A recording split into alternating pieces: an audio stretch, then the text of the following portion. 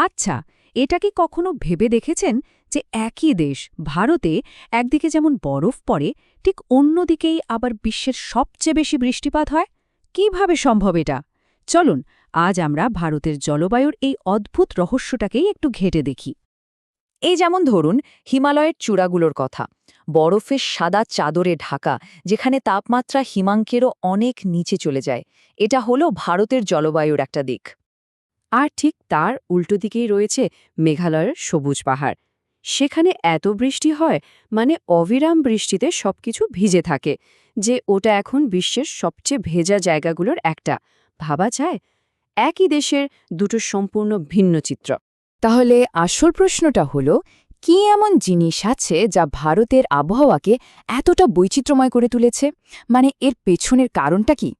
চলুন আজ সেই রহস্যের গভীরে যাওয়া যাক। আচ্ছা, ভারতের জলবায়ুর এই চরম বৈপরীত্যটা বুঝতে হলে আমাদের একদম গোড়া থেকে শুরু করতে হবে। মানে কয়েকটা বেসিক জিনিস আগে পরিষ্কার করে নেওয়া দরকার। চলুন ওখান থেকেই শুরু করি। দেখুন, আমরা প্রায় দুটো শব্দ গুলিয়ে ফেলি, আবহাওয়া আর জলবায়ু। পার্থক্যটা কিন্তু খুবই সোজা। ধরুন, আজ বাইরে বৃষ্টি হচ্ছে নাকি রোদ ঝলমলে, এটা হলো আবহাওয়া, যেটা ঘন্টায় ঘন্টায় দিনে দিনে বদলাতে পারে। কিন্তু যদি রাজস্থানের কথা ভাবা হয়, আমরা জানি ওখানকার আবহাওয়া সাধারণত শুকনো আর গরম থাকে। এই যে একটা জায়গার অনেক বছরের, মানে প্রায় ৩৫ বছরের গড় আবহাওয়ার ধরন, সেটাই হলো জলবায়ু। বেশ, এই বেসিকটা তো বোঝা গেল। এখন চলুন দেখি ঠিক কোন কোন প্রাকৃতিক শক্তি মিলে ভারতের জলবায়ুর এই বিশাল ক্যানভাসটা তৈরি করেছে। ভারতের জলবায়ুকে আসলে অনেক কিছুই নিয়ন্ত্রণ করে। যেমন ধরুন, দেশটা ঠিক কোথায় অবস্থিত, মানে তার অক্ষাংশ, আবার কোনো জায়গা কতটা উঁচু কিংবা সমুদ্র থেকে কতটা দূরে, এর সব কিছুরই ভূমিকা আছে। তবে এর মধ্যে সবচেয়ে বড় দুটো খেলোয়াড় হল, এক, উত্তরে বিশাল প্রাচীরের মতো দাঁড়িয়ে থাকা হিমালয় পর্বত, আর দুই, সেই বিখ্যাত বায়ু প্রবাহ, যাকে আমরা মৌসুমী বায়ু বা মনসুন বলি। হিমালয়কে শুধু একটা পাহাড় ভাবলে কিন্তু মস্ত বড় ভুল হবে। এটা আসলে ভারতের জন্য একটা প্রাকৃতিক জলবায়ু নিয়ন্ত্রক। এর কাজ দুটো। প্রথমত, এটা মধ্য এশিয়া থেকে আসা কনকনে ঠান্ডা বাতাসকে আটকে দেয়। হিমালয় না থাকলে আমাদের এখানে শীতকালটা যে কি ভয়ঙ্কর হতো তা ভাবাই যায় না।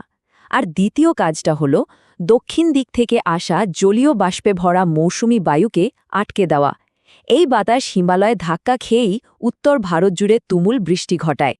আর এখানেই এন্ট্রি হয় আমাদের গল্পের আসল হিরো, ভারতীয় মৌসুমী বায়ু। এটা কিন্তু শুধু একটা ঋতু বা কিছুদিনের বৃষ্টিপাত নয়। এটা হলো এই পুরো অঞ্চলের কোটি কোটি মানুষের জীবন জীবিকার মূল ভিত্তি, আক্ষরিক অর্থেই। এই মৌসুমী শব্দটা কিন্তু এসছে আরবি শব্দ মৌসিম থেকে, যার মানে হল ঋতু। আর এর সবচেয়ে বড় বৈশিষ্ট্য হল ঋতু বদলানোর সাথে সাথে বাতাসের দিকটাও পুরোপুরি উল্টে যায়। আর এই কারণে এক সময় শুকনো গরম থাকে, আবার আরেক সময়ে ঝমঝমিয়ে বৃষ্টি নামে। মৌসুমী বায়ুর পেছনের বিজ্ঞানটা কিন্তু দারুণ মজার আর একদম সহজ। ভাবুন, গরমকালে কি হয়? ভারতের মাটি সূর্যের তাপে ভীষণ গরম হয়ে ওঠে, তাই তো? মাটি গরম মানে তার ওপরের বাতাসও গরম হয়ে হালকা হয়ে যায়, আর তৈরি হয় একটা নিম্নচাপ এলাকা। ঠিক একই সময়ে পাশের ভারত মহাসাগর কিন্তু অতটা গরম হয় না, বরং বেশ ঠান্ডাই থাকে। তাই সেখানে তৈরি হয় উচ্চচাপ, আর বাতাস সবসময় উচ্চচাপ থেকে নিম্নচাপের দিকেই বয়। ব্যাস, মহাসাগরে জলীয় বাষ্পে ভরা ঠান্ডা বাতাস হু হু করে ছুটে আসে ভারতের গরম মাটির দিকে। ভারতে ঢোকার সময় এই জলীয় বাষ্পে ভরা বাতাসটা মূলত দুটো ভাগে ভাগ হয়ে যায়। একটা শাখা আসে আরব সাগর থেকে, সেটা এসে প্রথমে ধাক্কা মারে পশ্চিমঘাট পর্বতে, আর সেখানেই প্রচুর বৃষ্টিপাত ঘটায়। আর অন্য শাখাটা আসে বঙ্গোপসাগর থেকে, সেটা প্রথমে উত্তর পূর্ব ভারতে গিয়ে তারপর হিমালয়ের গা ঘেঁষে পশ্চিম দিকে বেঁকে গিয়ে পুরো উত্তর ভারতকে ভিজিয়ে দেয়। মৌসুমী বায়ুর এই আসা যাওয়ার খেলাটাই ভারতের পুরো বছরকে, মানে ইন্ডিয়ান মিটেরোলজিক্যাল ডিপার্টমেন্টের মতে, 4টে প্রধান ঋতুতে ভাগ করে দিয়েছে। চলুন চট করে দেখে নিই। দেখুন, প্রথমে ডিসেম্বর থেকে ফেব্রুয়ারি ঠান্ডা আর শুকনো শীতকাল। তারপর মার্চ থেকে মে মাস পর্যন্ত চলে প্রচণ্ড গরম, বিশেষ করে উত্তর ভারতে তখন লু বয়। এরপরই আসে সেই বহু প্রতীক্ষিত সময়, জুন থেকে সেপ্টেম্বর, দক্ষিণ পশ্চিম মৌসুমি বায়ুর সময়, মানে বর্ষাকাল। আর শেষে অক্টোবর-নভেম্বরে যখন মৌসুমি বায়ু ফিরে যেতে শুরু করে, তখন সেটা দক্ষিণ পূর্ব উপকূলে, বিশেষ করে তামিলনাড়ুতে বৃষ্টি নামায়।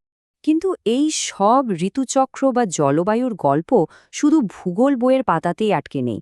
এর প্রভাবটা যে কত গভীর তা ভারতের অর্থনীতি আর সাধারণ মানুষের জীবনযাত্রার দিকে তাকালেই বোঝা যায়। কিভাবে? চলুন সেটাই দেখি। এই সংখ্যাটা একবার দেখুন, এটা কিন্তু বেশ অবাক করার মতো। আজও ভারতের মোট চাষের ৬০% সরাসরি মৌসুমি বৃষ্টির জলের উপর নির্ভর করে।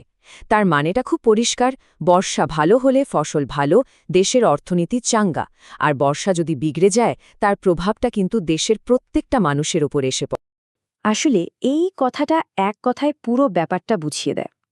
মৌসুমী বায়ু শুধু ভারতের কৃষি নয়, এর অর্থনীতি আর পরিবেশ সবকিছুরই জীবনরেখা। এর ওপরই সবকিছু দাঁড়িয়ে আছে। মৌসুমী বায়ুর ক্ষমতা যে ঠিক কতটা, তার একটা চরম উদাহরণ হল মেঘালয়ের মৌসিনরাম। ভাবা যায়, এখানে বছরে গড়ে প্রায় ১১৮৭ সেন্টিমিটার বৃষ্টি হয়, মানে প্রায় ৪০ ফুট। এটা বিশ্বের সর্বোচ্চ। হয়টা কি, মৌসুমী বায়ু সোজা এসে খাসি পাহাড়ে ধাক্কা খায়, ওপরে উঠতে বাধ্য হয়, আর সঙ্গে নিয়ে আসা সমস্ত জলীয় বাষ্প বৃষ্টি হয়ে সেখানেই ঝরে পড়ে। তবে একটা মজার ব্যাপার হলো, ভারতের বর্ষার ভাগ্য কিন্তু শুধু ভারতের ওপর নির্ভর করে না। হাজার হাজার কিলোমিটার দূরে প্রশান্ত মহাসাগরে কি ঘটছে তার উপরও এটা অনেকটাই নির্ভরশীল। যেমন এল নিনো বলে একটা ব্যাপার আছে। এটা হলে প্রশান্ত মহাসাগর গরম হয়ে ওঠে, আর তার ফলে ভারতে বর্ষা দুর্বল হয়ে পড়ে, এমনকি খরাও হতে পারে। আবার এর ঠিক উল্টোটাও হয়, যার নাম লা নিনা। এটা হলে বর্ষা আরও জাঁকিয়ে নামে। তাহলে বুঝতেই পারছেন, আমরা একটা খুব গুরুত্বপূর্ণ সময়ের মধ্যে দিয়ে যাচ্ছি। গোটা বিশ্বের জলবায়ুই খুব দ্রুত বদলে যাচ্ছে। এই অবস্থায় ভারতের এই যে জীবনরেখা, এই মৌসুমী বায়ু, এর ভবিষ্যৎ কি? আগামী দিনে এটা কেমন আচরণ করবে, কিভাবে নিজেকে মানিয়ে নেবে? এই প্রশ্নটা কিন্তু এখন আর শুধু বিজ্ঞানীদের নয়, আমাদের সবার সামনেই একটা বিরাট চ্যালেঞ্জ।